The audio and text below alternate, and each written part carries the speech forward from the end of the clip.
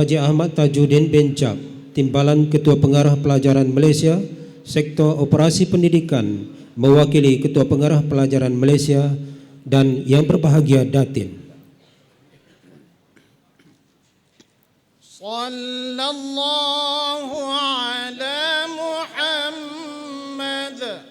Sallallahu alaihi wasallam.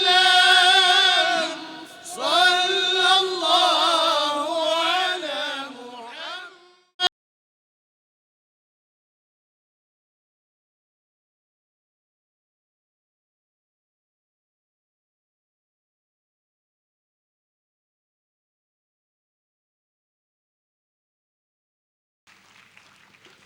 Tuan-tuan dan puan-puan yang dirahmati Allah sekalian, meneruskan acara.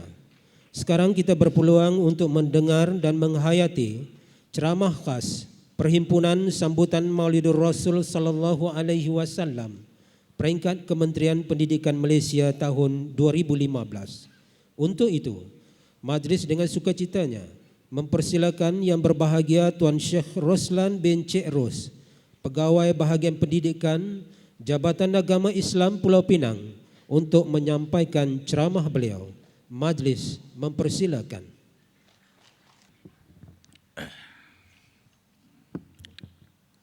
Assalamualaikum warahmatullahi wabarakatuh. Alhamdulillahillazi arsala rasulahu bil huda wa dinil haqq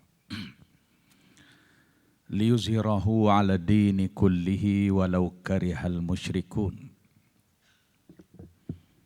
Asyhadu an la ilaha illallah wahdahu la syarikalah wa asyhadu anna Muhammadan abduhu wa rasuluh.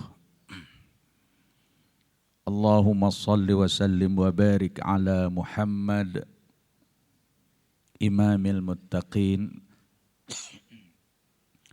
wa qaidid du'atil mujahidin wa ala alihi wa ashabihi wa man sara ala nahjihi wastanna bisunnatihi ila yaumiddin, amma ba'd. Yang berbahagia Datuk Haji Ahmad Tajuddin bin Jab, Timbalan Ketua Pengarah Pelajaran Malaysia, Kementerian Pelajaran Malaysia, dan yang berbahagia Datin, yang berbahagia Puan Hajah Kamariah binti Isa, Timbalan Pengarah Bahagian Pendidikan Islam, Kementerian Pelajaran Malaysia, yang berbahagia Datin Hajah Azuyah Hassan, Pengarah Pendidikan Negeri Kedah Darul Aman, dan yang berbahagia Wakil Rektor Kolej Universiti Insaniah, yang berbahagia Wakil Pegawai Daerah Kota Star, berbahagia pengarah-pengarah dan wakil-wakil agensi persekutuan dan negeri, ketua-ketua jabatan dan wakil persekutuan dan juga negeri, yang berusaha, pegawai-pegawai daripada Kementerian Pelajaran Malaysia, pegawai daripada Jabatan Pendidikan Negeri, pegawai-pegawai dari pejabat pendidikan daerah, pengetua-pengetua, guru-guru besar, guru-guru, tuan-tuan dan puan-puan sidang hadirin dan hadirat. Mudah-mudahan kita semua dirahmati oleh Allah Subhanahu wa taala. Alhamdulillah, pada pagi yang mulia ini kita dapat berhimpun di Dewan Kolej Insaniah ini semata-mata untuk menzahirkan kecintaan kita kepada seorang insan yang bergelar khairul bashar, manusia yang terbaik yang dipilih oleh Allah Subhanahu wa taala untuk menjadi contoh role model bagi kehidupan insan-insan ciptaan Allah, supaya dapat memiliki, menikmati kebahagiaan, kecemerlangan dunia maupun akhirat. Tuan-tuan dan puan-puan sekalian, kita juga bersyukur kehadrat Allah Subhanahu wa taala. Walaupun jarak antara kita dengan Rasulullah sallallahu alaihi wasallam terlalu jauh. 1400 tahun lebih. Namun di hati kita tetap terpahat satu perasaan yang cukup mahal di sisi Allah Subhanahu wa taala. Yaitu rasa cinta, rasa kasih kita kepada junjungan besar Nabi Muhammad sallallahu alaihi wasallam. Mudah-mudahan kita semua masuk dalam golongan yang dinyatakan oleh baginda, man ahabbani kana ma'i fil jannah. Siapa yang mengasihi aku, dia akan bersama-sama dengan aku di dalam syurga. Tuan-tuan, ini sebenarnya perasaan yang terlalu bernilai yang Allah campak dalam hati-hati kita. Walaupun kita tak pernah menatap wajah Nabi SAW, walaupun kita tidak pernah berbicara dengan baginda, tetapi wujud di dalam hati-hati kita rasa kasih, rasa cinta, sebagaimana para sahabat ridwanullah alaihim ajma'in yang sempat bersama dengan baginda sallallahu alaihi wasallam. Kita dapat melihat daripada sejarah riwayat menceritakan betapa hebatnya kasih dan cinta mereka kepada Rasul sallallahu alaihi wasallam. Sehingga Sayyidina Umar Al-Khattab ketika diberitakan kepada dia tentang kewafatan Nabi sallallahu alaihi wasallam, tak dapat menerimanya kerana terlalu cinta dan kasih. Sehingga dia berkata, siapa yang berkata Muhammad mati, aku bunuh dia. Sayang mereka pada baginda. Saya teringat satu riwayat cerita tentang Sayyidina Bilal bin Rabah. Sayyidina Bilal, seorang hamba Habsyi, salah seorang sahabat yang dijanjikan syurga. Nabi kata, walaupun Bilal masih hidup, tapi aku dengar dia duduk jalan dalam syurga. Mulianya Bilal. Orangnya biasa, hamba Habsyi, kulit hitam. Kira putih saya sikit daripada Bilal. Tapi dia dijanji syurga. Tuan-tuan,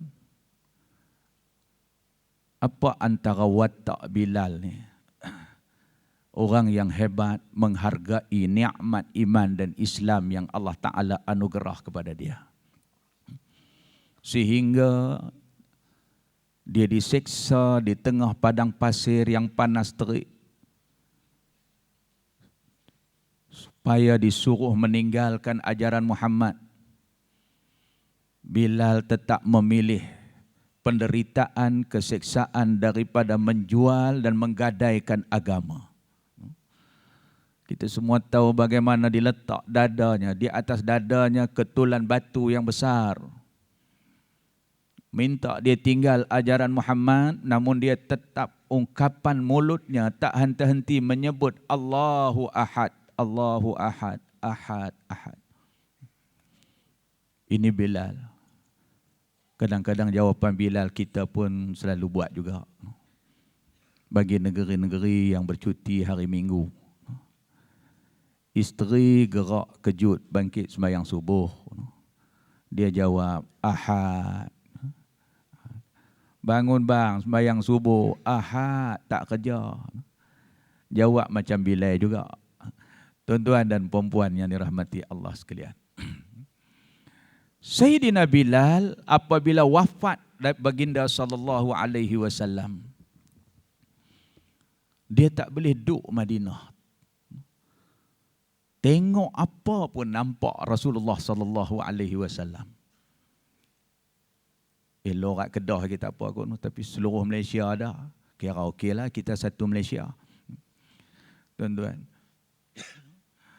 tak boleh. terlalu kasih kepada Rasulullah sehingga kan dia tak sanggup menetap di Madinah. Tengok masjid teringat Nabi, tengok rumah Nabi teringat, tengok kan. Macam setengah sahabat-sahabat kita lah yang kematian isteri umpamanya kan. Dah setengah tak boleh tengok. Tengok cerek teringat bini. Tengok dapur teringat bini. Tengok kain batik meleleh air mata. Tengok katil lagi teriak sangat. Tuan-tuan. Tapi ada jugalah seorang dua yang kerah hati. 3 hari ya meleleh air mata. Masuk hari keempat meleleh air liok. Tapi tak ramai lah. Tuan-tuan sekalian, tengok apa pun teringat. Tengok makanan isteri dia pun dia teringat. Tengok buah amrah dia riau. Kata bini suka makan buah amrah. Tuan-tuan dan puan-puan yang dirahmati Allah sekalian. Bilal bila terlalu sayang kat Nabi sampai tak boleh lupa.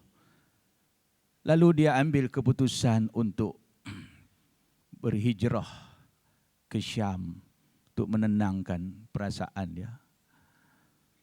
Zaman pemerintahan Sayyidina Abu Bakar As-Siddiq, dia tak balik. Sampai zaman pemerintahan Sayyidina Umar Al-Khattab.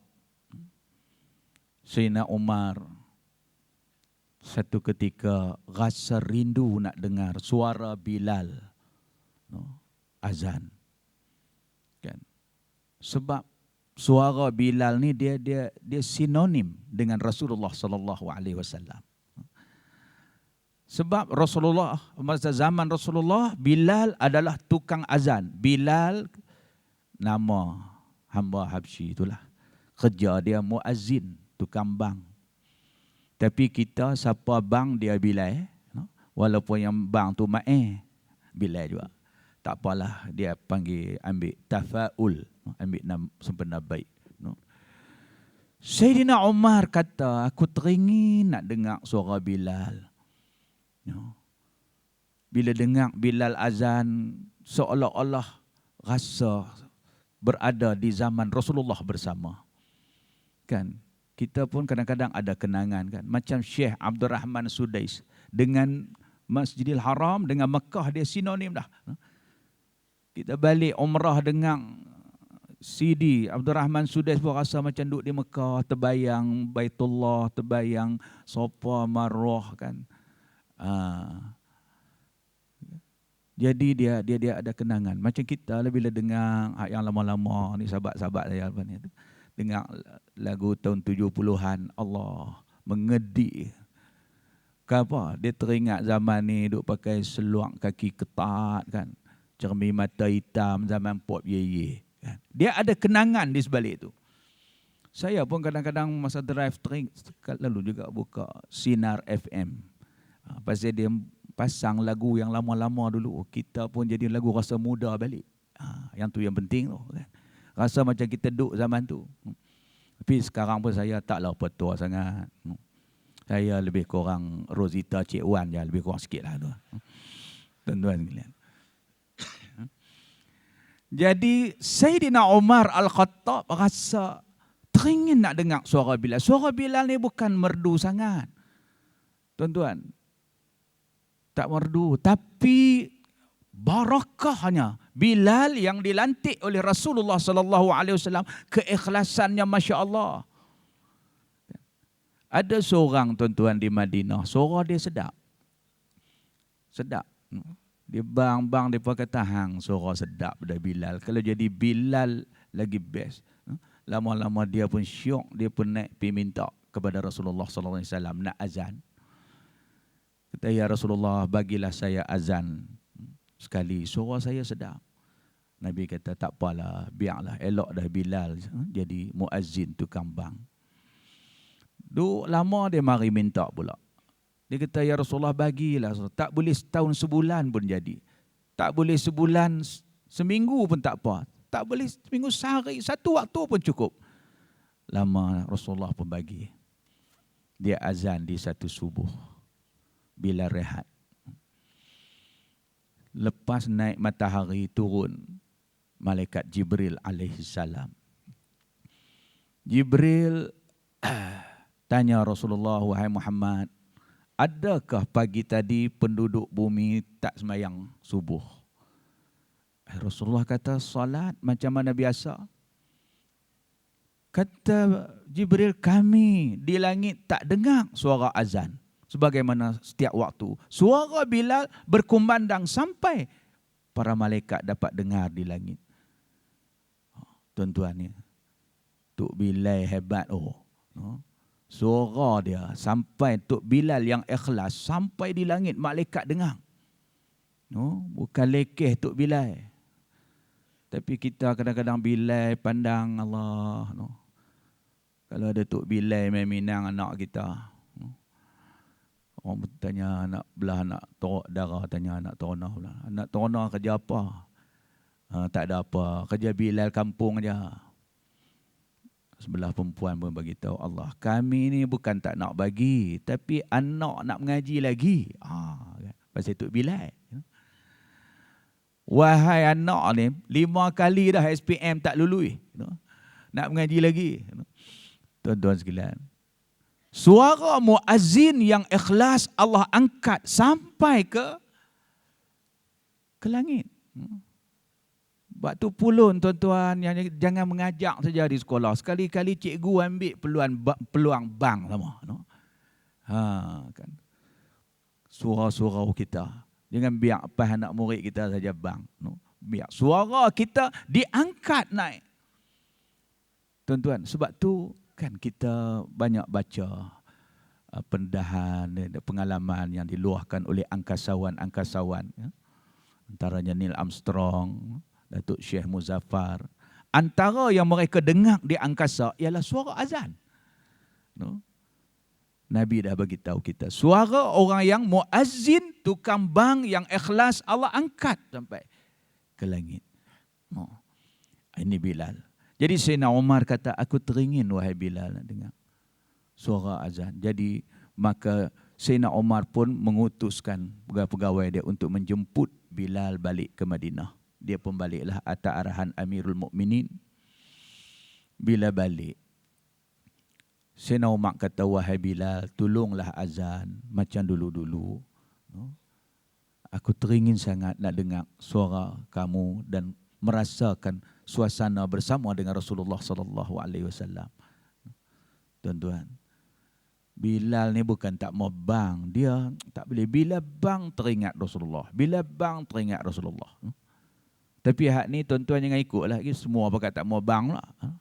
Tahu tak bang teringat Nabi. Bukan tak bang, sembahyang pun dah sudah. Sembahyang teringat Nabi, asyhadu an la ilaha illallah wa asyhadu anna Rasulullah. Hak ni mau tangkap rejam dalam kolah. Tuan-tuan sekalian. Jadi dia buat helah, dia kata, ya Amirul Mukminin, minta maaf, saya hanya jadi muazzin, tukang azan untuk Rasulullah sallallahu alaihi wasallam. Aku tak jadi muazzin untuk umat-umat Rasulullah. Dia kena kot tu nak pelepas. Lama-lama tak apalah, Sayyidina Umar pun tak kata apa. Tiba-tiba datang 2 orang kanak-kanak. Merentap dua-dua tangan dia. Seorang tarik tangan kiri, seorang tarik tangan kanan. Minta merayu, ya Bilal, tolonglah azan. Kami rindu sangat pada suara kamu. Dan teringat zaman Rasulullah sallallahu alaihi wasallam. Dua-dua pakat orang Kedah kata duk runtui tangan tu. Lalu kata Bilal, kalaulah bukan kanak-kanak ini cucu Rasulullah sallallahu alaihi wasallam, aku tidak akan azan. Rupanya yang duk tarik tangan minta bang tu ialah Sayyidina Hasan dan Sayyidina Husin. Tuan-tuan sekalian. Lalu dia pun azan lah. Rasa macam cucu Rasulullah minta ni, serupa Rasulullah minta. Kan? Dia pun bang. Bang sampai dekat Asyhadu anna Muhammadar Rasulullah. Sebut saja Muhammad, selop. Tahu selop? Terhenti, tak boleh pergi dah. Kan menangis. Cuba lagi. Asyhadu anna Muhammad, tak boleh pergi. 3-4 kali tak boleh pergi. Ni. terlalu teringat kepada Rasulullah sallallahu alaihi wasallam, kecintaan begitu hebat. Tuan-tuan dan puan-puan sekalian, lalu tak apa, gagah lepas habis sampai kat hayya 'alas salah, jatuh Bilal rebah. Lemah kaki tangan dia. Orang pakat rumun dia. Sina Umar pun ada. Lalu tanya dia, ya Bilal, kenapa kamu jadi begini? Ya Amirul Mukminin, minta maaf saya tak boleh teruskan azan. Sebab bila saya sebut hayya 'alas salah, saya ternampak Rasulullah keluar daripada pintu rumah dia, datang mengatur langkah satu langkah demi satu langkah sampai di tempat semayang dia. Duk nampak, duk terbayang. Kan? Rasulullah bila sebut hayya 'alas salah, dia akan pastikan dia keluar. Tapi yang ni sunnah ni, orang hak dekat dengan masjid bolehlah amal. Hak jauh dengan mereka. Rasulullah rumah dia lebih kurang, ni kata mimbar dia, dinding tu je rumah dia kan. Yang Rasulullah sabda, ma baina baiti wa mimbari raudatun min riyadil jannah. Kawasan di antara rumah aku dengan mimbar aku adalah satu taman daripada taman-taman syurga. Raudah yang tuan-tuan duk masuk tu, kita tengok dekat. Sebab tu Nabi hayya 'alas salah, Rasulullah keluar. Tuan-tuan, kalau rumah 10 km pada masjid, hayya 'alas salah baru nak keluar, tambah Putrajaya pula, jam pun semua. Sampai-sampai orang bagi salam. Tuan-tuan yang dirahmati Allah sekalian, Sayyidina Bilal tak boleh azan. Rindu dia kepada Rasul sallallahu alaihi wasallam. Apa yang saya nak sebutkan ni, alhamdulillah, kita syukur. Warga-warga pendidikan ni kan. Perasaan seperti ini yang berharga di sisi Allah Subhanahu wa taala ini masih ada dalam diri kita walaupun jarak kita jauh dengan Rasulullah. Tuan-tuan, bahkan Rasulullah menjelaskan, la yu'minu ahadukum hatta akuna ahabbu ilai min waladihi wa walidihi wan nasi ajma'in, atau kama qala alaihi salatu wassalam. Tidak beriman seorang kamu sehingga adalah aku dia lebih kasih daripada bapaknya, daripada anak-anaknya, dan daripada manusia seluruhnya. Muslimin muslimat yang dirahmati Allah sekalian, ini antara tujuan kita sambut Maulidur Rasul segenap peringkat. Tak tahu, tuan-tuan perasan tak? Kata kita umat Islam khususnya di Malaysia, bila sampai bulan kelahiran Rabiul Awal, Rabiul Akhir, bulan ni satu orang ingat. Kebanyakan orang Islam zaman ni, Rabiul Awal dia ingat, Ramadan dia ingat, Syawal dia ingat, hak lain tak tentu. Saya biasa interview guru kafah kan, nak buat pengemilan ni, nak temu juga pula minggu depan. Kita suruh bilang bulan-bulan Masihi lancak, Januari, Februari, Mac, April. Okey, tolong sebutkan bulan-bulan Islam kan. Muharram, tak apa nak yakin pun. Safar, Rabiul Awal, Rabiul Akhir, Tahiyat Awal, Tahiyat Akhir. Tahiyat pun jadi bulan bila. Tapi Rabiul Awal siapa pun tak lupa, dia bulan kelahiran baginda sallallahu alaihi wasallam. Kita akan sambut segenap peringkat. Entah Allah campak dalam hati kita perasaan ni. Ini yang harus kita syukur. Tuan-tuan, kita bimbang bila hilang perasaan kasih kepada Rasul sallallahu alaihi wasallam, hak ni berat. Apa yang dinyatakan oleh Allah Subhanahu wa taala, wa ma arsalnaka illa rahmatan lil alamin. Tidak kami utus engkau wahai Muhammad melainkan untuk membawa rahmat kepada seluruh alam. Rahmat ni kita sangat memerlukan untuk kita menikmati kebahagiaan seluruh alam yang kita nak pergi, maupun alam dunia, alam kubur, alam akhirat. Tuan-tuan yang dirahmati Allah sekalian, daripada perasaan kasih inilah datangnya rasa taat dan patuh kepada ajaran baginda sallallahu alaihi wasallam. Kalau tidak ada perasaan kasih, tidak ada perasaan taat. Tuan-tuan yang dirahmati Allah sekalian, kita tengok bagaimana kasih suami isteri. Kita lah, khususnya saya lah, tuan-tuan pun saya tak pastilah kan. Berapa banyak perkara-perkara yang tak elok dalam diri kita waktu kita teruna dulu, kan, bujang dulu. Bukan banyak benda-benda tak senonoh. Tapi kita boleh buang setelah kita ada isteri. Sebab apa? Kerana sayang kepada isteri. Contohnya, kan, masa nak teruna dulu, bukan senonoh sangat. Kadang-kadang semayang Zuhur di rumah, kan. Macam kami orang kampung lah. Habis semayang bangkit, ni buka gulung kain ni, lepas kain jatuh sendiri dia. Bulat duduk tengah rumah. Mak kata, ambil lah kain tu pergi sidai. Tak elok duduk bulat duduk tengah rumah, pelik nampak. Dia kata apa? Biar pi mak oi, saat ni senang loh asak, saat ni terjun masuk dalam lubang tu angkat naik balik lah. Dia kira mudah. Tiba-tiba sampai masa dapat jodoh, isteri kata, I tak sukalah, kotor lah macam ni. Dapat bini orang Putrajaya. Kan? Dia mengajar sekolah mendengar Syed Bukhari. Kan? Kau benar dapat. Dia sanggup buang perangai sebab ada rasa cinta kepada Rasulullah sallallahu alaihi wasallam. Tuan-tuan, sebab tu perasaan sayang kepada Nabi kena dipupuk, kena dibaja.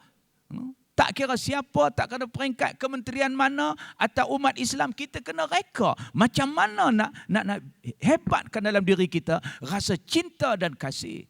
Macam dalam rumah tangga juga kan, Rasulullah suruh kita selalu cari jalan supaya kasih sayang itu bertambah. Bila ada kasih sayang, barulah di sana ada pengorbanan, barulah di sana ada ketaatan suami pada isteri. Itu yang Rasulullah tunjuk kat kita kan. Rasulullah daripada muda sampai tua, panggil isteri dia pun panggilan yang macam itulah, macam muda dulu. Ya Humaira, wahai isteriku yang pipinya kemerah-merahan. Walaupun tua. Tuan-tuan. Tapi panggil itu yang Aisyah suka kan. Nabi ajak kita kalau nak bagi bini sayang, kena jack. Tuan-tuan pergi lawan tak tentu hala, pakai how, tahu how. Tak ada apa. Dia kena panggil. Kan? Kebetulan Aisyah bila kena cahaya kulit dia kemerah-merahan. Lalu dipanggil Humaira, wahai isteriku yang pipinya kemerah-merahan. Tapi tuan-tuan jangan tiru 100% lah, tengoklah. Lagi boleh pula isteri yang gelap, tak apa cerah lagu saya. Wahai isteriku yang hitam metalik. Okey, tidurlah kereta lah kita, tuan-tuan. Panggil hak dia suka lah. Kan? Waktu tua, sampai ke tua. Jadi maknanya kasih sayang ni kena reka. Baru seronok. Kan? Jadi kita berarak, kita berimpun, nak membina balik, menyubur balik rasa cinta dan kasih. Rasa suka kepada Nabi. Yang tak suka dengan Maulidur Rasul, kelahiran Nabi ni antaranya iblis. Kan? Sebab tu saya rasa tak seronok. Ada juga kedengaran orang tak suka dengan sambutan Maulidur Rasul. Dia ibaratkan dengan taipusyum lah, apalah semua. Apa ni tuan-tuan? Yang tak seronok dengan maulid Nabi, kata Imam Al-Qurtubi, iblis. Tuan-tuan tengok dalam kitab Al-Jami' li Ahkamil Quran. Imam Qurtubi kata, iblis ni dia tak pernah menangis sekuat-kuatnya dengan khiau sekali. Melainkan dua keadaan. Satu, ketika turunnya suratul Fatihah. Yang kedua, ketika kelahiran Nabi SAW. Waktu dia mengisahkan, menceritakan tentang kelebihan fadilat Fatihah. Fatihah ni memang hebat dia punya kelebihan dia sebab dia umul kitab. Segala yang terkandung dalam Al-Quran tersimpul di dalam suratul Fatihah. Kan? Dan turun surah ni, iblis menangis meraung-raung. Sebab tu kita pun kalau ada rasa macam iblis ni, anak-anak cucu, anak murid kita, tak payah pergi duk cari tok bomo jauh-jauh. Cikgu-cikgu pun boleh buat. Ustaz pun boleh buat. Baca suratul Fatihah ke, kan? Bagi dia minum air ke. Sebab berlaku tuan-tuan dan puan-puan sekalian. Zaman Rasulullah sallallahu alaihi wasallam, Nabi dan para sahabat balik dari musafir. Tiba-tiba termalam, tak sempat sampai Madinah, singgah di satu kampung. Lalu nak jadi cerita, ketua kampung itu sakit. Lalu orang dia jemput para sahabat ni untuk ziarah. Dia pun pergi tengok, tak tahu nak buat apa. Ambil air, baca suratul Fatihah, bagi dia minum. Takdir Allah, alhamdulillah lega. Bila lega, Tok Ketua ni pun fikirlah kan, boleh lega ni, syukur ke Allah. Tanda syukur, dia pun bagi 2 ekor kambing dekat sahabat ni. Dia pun membawa baliklah, hoi, ya, hoi, boleh dengar. Tapi taklah macam tu. No. Seronoklah orang bagi kan, orang bagi. Sampai-sampai dia pun terfikir pula, boleh makan ke ni? Kita dapat kambing cara lagu ni. Dia pun tak puas hati tanya Rasulullah sallallahu alaihi wasallam. Ya Rasulullah, boleh tak kami makan kambing ni? Kami tadi pergi tengok orang sakit, tak buat apa, cuma baca Fatihah, bagi dia minum air, dia lega dengan kehendak Allah. Dia bagi 2 ekor kambing, boleh makan tak? Rasulullah kata, ada lagi tak? Kalau ada, bagi aku sikit. Jadi bolehlah, harus. Kan? Yang ni ada nas. Sebab tu saya bagi ayat 30 juzuk Quran yang dibuat kan. Alhamdulillah, tak ada masalah. Cuma satu ya, lah ni ditimbui pula. Kotiau 15 juzuk. Dia main mana ni? Mi 30 juzuk. Dia buat mi, baca Quran lu 30 juzuk, baru jual. Hak ni kuih mengarut dah tuan-tuan. Ada hari tu seorang hamba Allah main bawa, Ustaz nak order tak? Kita sedang memasarkan ayam terapi Al-Quran. Saya kata, lagu mana ayam terapi Quran ni? Dah, ayam ni setelah dia menetah, dia duduk dalam reban dia, kita bagi dia dengar Quran tiap-tiap pagi. Saya tanya dia, Quran ni turun untuk ayam ke? No? Quran ni turun kepada manusia, hudan linnas, bukan untuk binatang. Kan? Habis saya tanya lagi, masa ayam dengar Quran ni, ayam tu duduk kat mana? Ayam tu duduk dalam reban dia.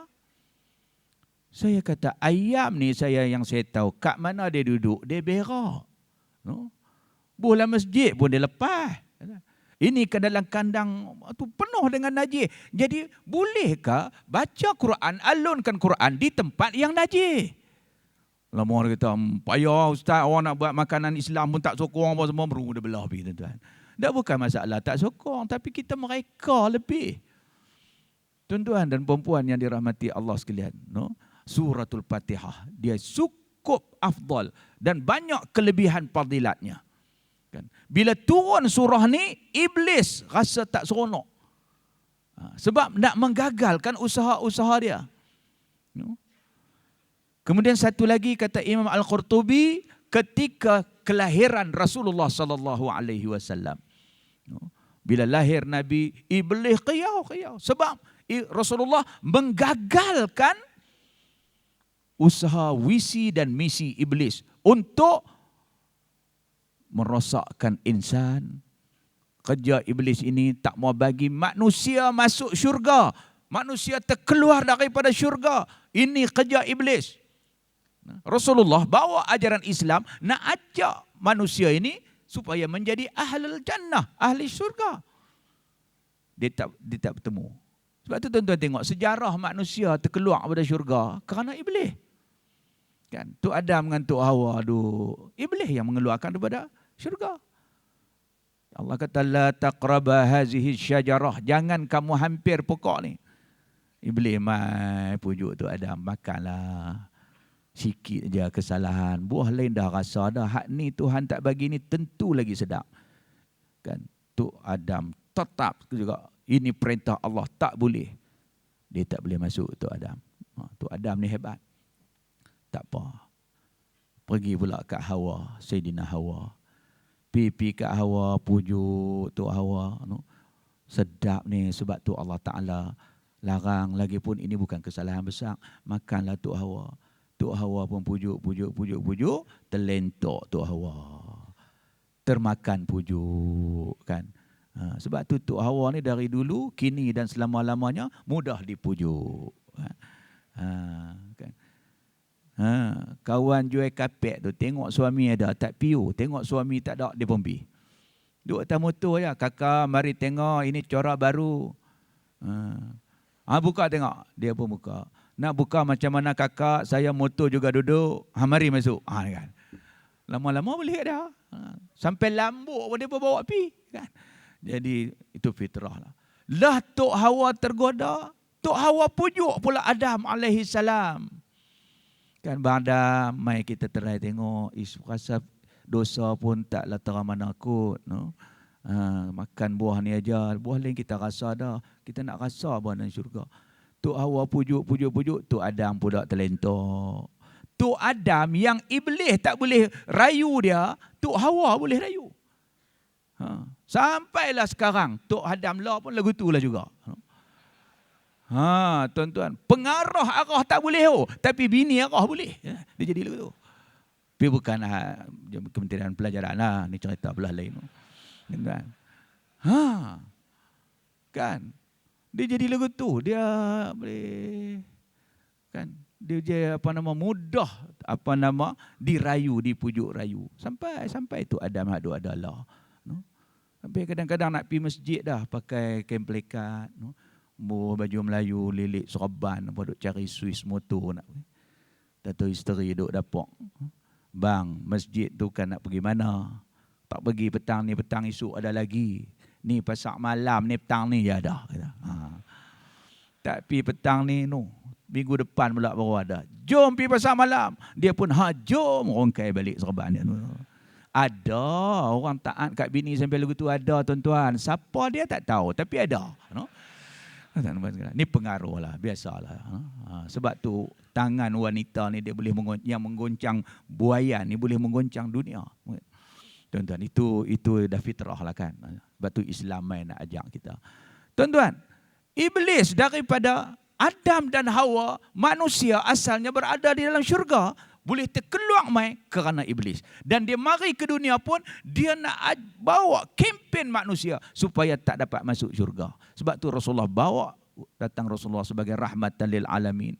Nak bawa manusia ke syurga Allah, dia menangis. Sehingga tuan-tuan dan perempuan, ada cerita pada zaman Rasulullah, ada seorang laki-laki tua, berumur 115 tahun. 115 tahun. Dalam keadaan kufur, sembah berhala.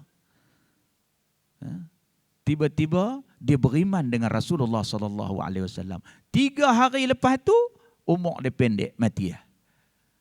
115 tahun dalam keadaan kufur, 3 hari selepas beriman mati. Rasulullah kata apa? Laki-laki ini ahlul jannah, ahli syurga. Sebab itu iblis teriak, tuan-tuan dan perempuan sekalian, menangis 2 keadaan. Apa yang saya nak bagi tahu? Maknanya orang yang tak suka dengan Maulidur Rasul lebih kurang iblis. Iblis tak suka. Itu poin dia. Muslimin muslimat yang dirahmati Allah sekalian. Kemudian bila kita bicara tentang kasih kepada Nabi, kita tak boleh lari daripada menjadikan Rasulullah sebagai ikutan. Itu tanda kasih sebagaimana yang sebut di awal tadi. Kita bila kasih kepada seorang, kita akan ikut dia, kita akan taat dia, kita akan berkorban untuk dia. Jadi pada hari perhimpunan ini, elok kita muhasabah diri kita. Di mana bukti cinta dan kasih kita kepada Rasulullah sallallahu alaihi wasallam? Sejauh mana kita dapat menghayati dan mengikut dia sebagaimana Allah kata, laqad kana lakum fi Rasulillahi uswatun hasanah. Sesungguhnya bagi kamu pada diri Rasulullah itu adalah contoh ikutan yang terbaik. Kita nak tengok contoh apa pun ada. Lengkap. Rasulullah menyatakan, adabani rabbi fa ahsana ta'dibi. Allah mendidik aku dengan sebaik-baik pendidikan, seelok-elok pendidikan yang terbaik. Tuan-tuan, kita nak tengok contoh apa? Saya rasa pagi ini kita melihat Rasulullah kan contoh pendidik yang hebat. Hebat pendidikan Nabi.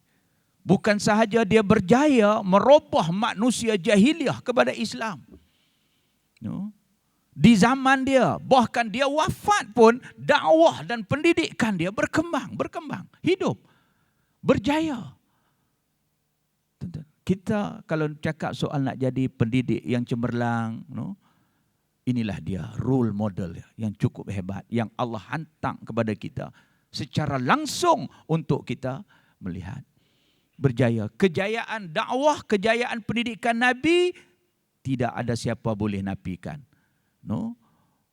Manusia yang minum arak, manusia yang sembah berhala, jahiliah yang bunuh anak, berjaya. Rasulullah ubah menjadi umat yang hebat, yang menyembah Allah, mentaati perintah Allah. Tuan-tuan, Sayyidina Umar Al-Khattab, kita salah seorang, cukup hebat kejahatan dia. Pendek kata zaman tu kalau nak tahu mai kebau Mekah dia. Botak Chin Mekah dia. Tapi bagaimana boleh lembut hati singa yang ganas ini berubah menjadi hamba Allah yang hebat, yang taat kepada Allah Subhanahu wa taala dan Rasul. Apa kaedah, metodologi yang dibawa oleh Rasul sallallahu alaihi wasallam kepada kita untuk menjadi pendidik yang berkesan. Kan? Tuan-tuan, pendidik ini adalah sunnah Rasulullah kan. Tuan-tuan hebat, warga-warga Kementerian Pelajaran kan. Kita hebat di sisi Allah sebenarnya yang bergelar pendidik. Sehingga Rasulullah pernah bertanya Jibril alaihi salam. Kan, Nabi tanya Jibril, sa'altu Jibril an ashabil ilmi. Aku tanya Jibril tentang siapakah dia orang yang berilmu. Guru ni siapa? Jibril menyatakan, hum sirajun ummatika fid dunya wal akhirah. Guru adalah lampu, sirajun, lampu yang menerangi umat-umat engkau dunia dan akhirat. Allah, tuan-tuan, spotlight ni. Kalau mereka padam, tuan-tuan tak nampak saya. Satu dah gelap, duduk dalam gelap. Sebab tu nak naik saat ni saya seriau ke, awak tak ada lampu. Tuan-tuan, gelap. Tuan-tuanlah yang menerangkan masyarakat dan ummah untuk berjaya di dunia, untuk berjaya di akhirat. Dalam Islam nilaian dia cukup tinggi. Man dalla ala khair kafa'ilih. Nabi kata siapa yang menunjuk satu jalan ke arah kebaikan, dia dapat pahala macam mana orang itu melakukan kebaikan. Berapa ribu orang anak murid tuan-tuan yang tuan-tuan didik menjadi hamba Allah yang tak tinggal solat, menjadi hamba Allah yang berkhidmat kepada masyarakat, menjadi hamba Allah yang menjalankan macam-macam amal kebaikan. Guru mendapat habuannya tiap kebaikan yang dilakukan oleh anak muridnya. Sebab tu kerana dia adalah obor. Lalu kata Jibril lagi, tuba liman arrafahum. Ini untuk pelajar-pelajar. Untunglah kan orang yang mengenali guru, menghormati guru, taat kepada guru. Tuba, mereka ini untung.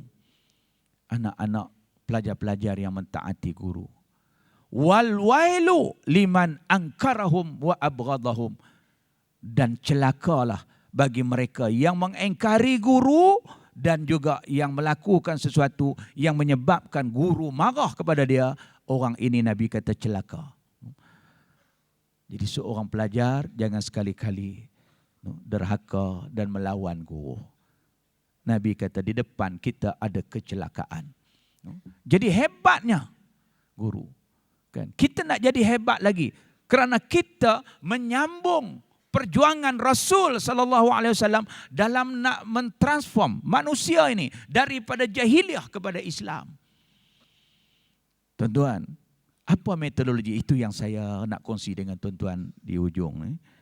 Kan? Yang menyebabkan Rasulullah berjaya ialah dengan pertolongan Allah, tapi kena ada sebab lah. merubah manusia yang begitu dahsyat kelakuan dia menjadi hamba yang tawaduk kepada Allah dan yang taat kepada Allah. Para ulama, tuan-tuan, bila melihat, mengkaji cara Rasulullah berdakwah, cara Rasulullah mendidik, Rasulullah ada metodologinya. Ada 3 perkara yang menjadi cara pendidikan Rasul sallallahu alaihi wasallam yang berjaya. Satu dipanggil lisanul hal. Rasulullah berdakwah dengan menjadikan dirinya sebagai contoh, mendidik dengan jadikan dirinya sebagai contoh. Kan? Orang tengok Rasulullah dapat pendidikan. Ini satu kaedah. Tuan-tuan, jadi sebab tu guru kena bersedia insya-Allah menjadi contoh yang terbaik. Anak murid tengok kita berpakaian, dia dapat contoh. Anak murid tengok kita cara jaga make up kereta, dia dapat kan pendidikan.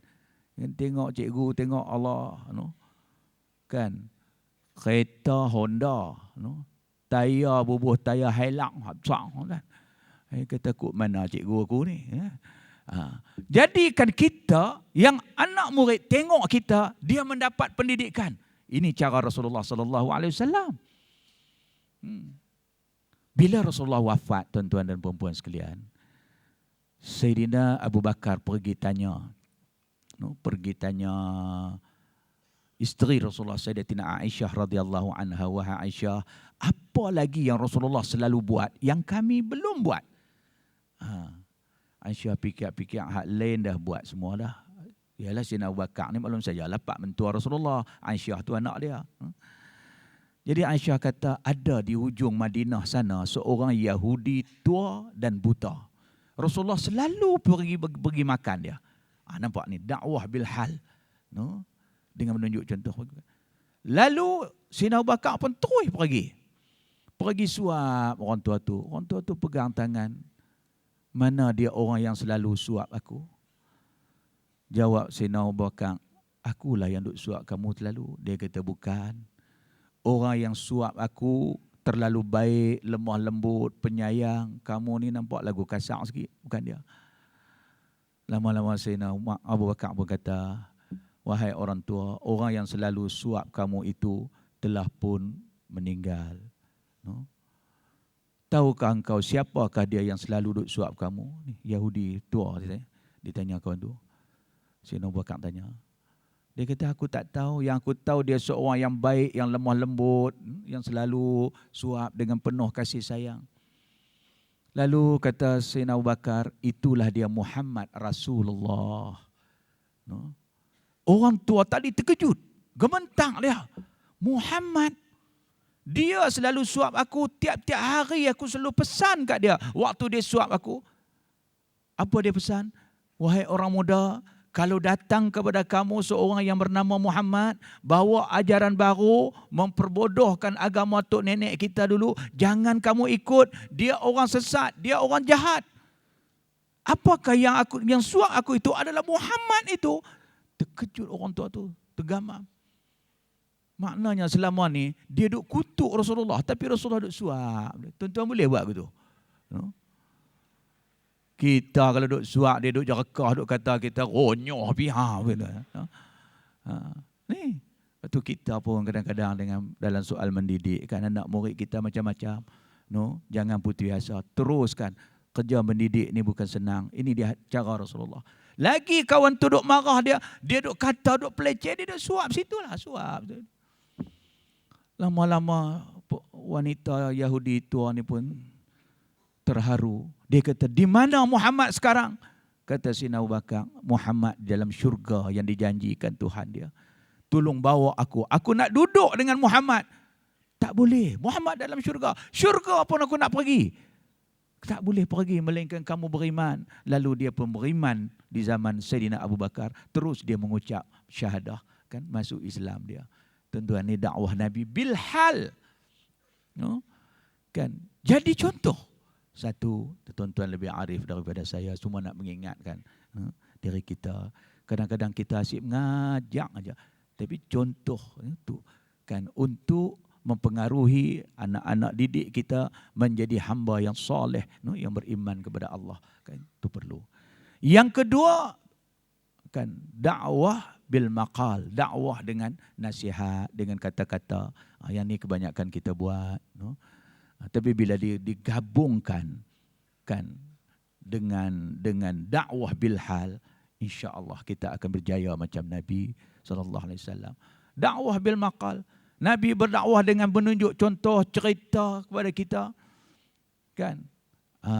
Kemudian yang ketiga, dakwah bid-du'a, dengan doa. No? Kita lihat bagaimana Rasulullah SAW sampai di Taif, setelah tunjuk contoh kehidupan Islam, setelah beritahu Islam tu apa, tapi masih juga ada yang tak mau terima. Sambut kedatangan baginda SAW dengan ketulan batu. No? Sehingga Jibril naik kesian. Jibril kata, ya Muhammad, maukah aku minta kepada Allah angkat bukit tu, hempas atas mereka. No? Kan? Macam kita lah. Ajak anak tak mau dengar, anak mau tak dengar. No?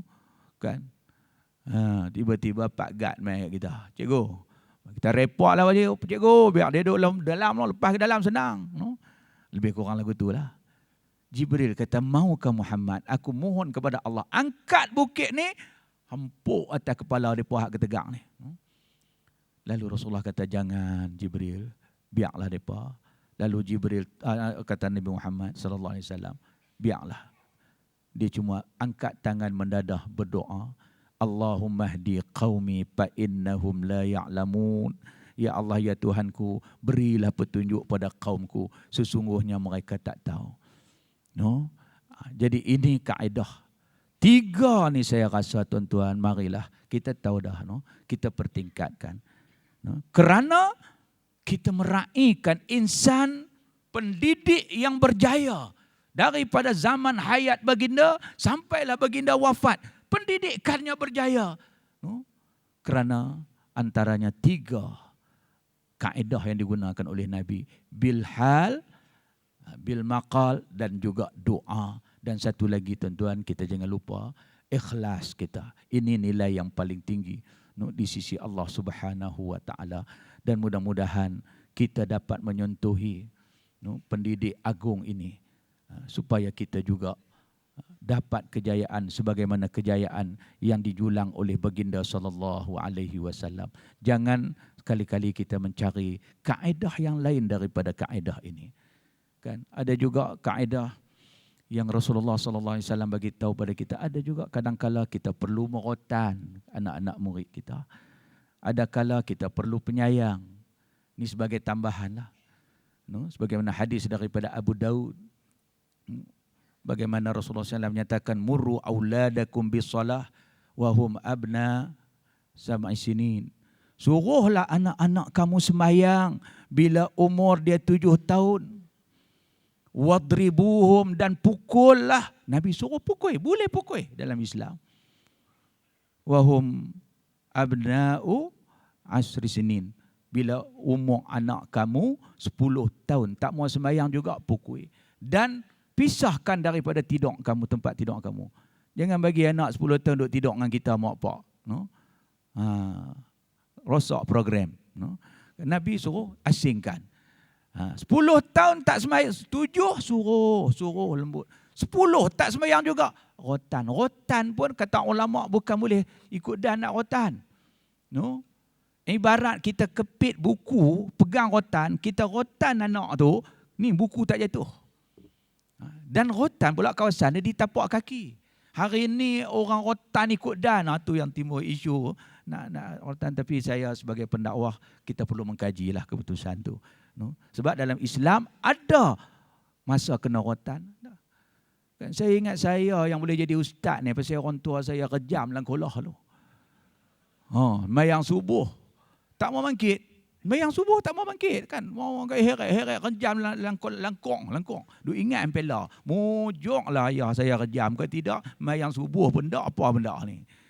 Tuan-tuan sekalian, ada kala berlembut kan Rasulullah dakwah didik cucu dia Hasan Husin dan sembahyang. Sehingga hatta tengah solat, Rasulullah tengah sujud, Sayyidina Hasan dan Husin main duduk atas belakang.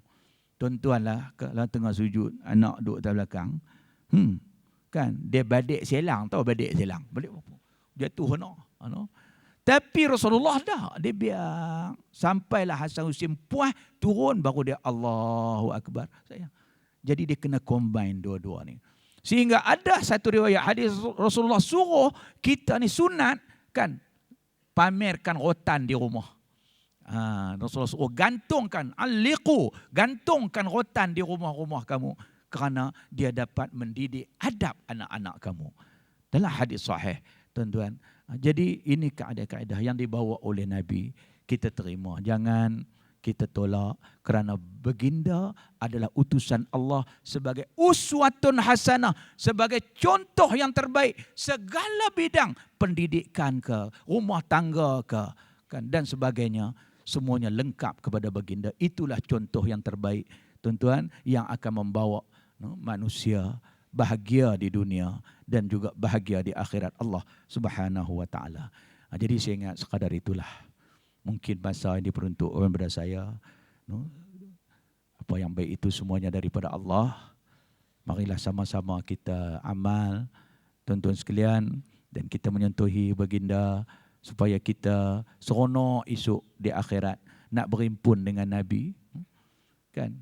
Kita berhimpun sebagai umat yang menyambung kerja dia. Allah seronok waktu kita duduk dengan Rasulullah. Masya Allah, tak tahu nak habaq. Cukup seronok. Itu yang dan yang tak baik itu semuanya daripada Allah Subhanahu wa taala. Saya mohon maaf. Insya-Allah di lain kesempatan kita jumpa lagi. Wabillahi taufik wal hidayah. Wassalamualaikum warahmatullahi wabarakatuh.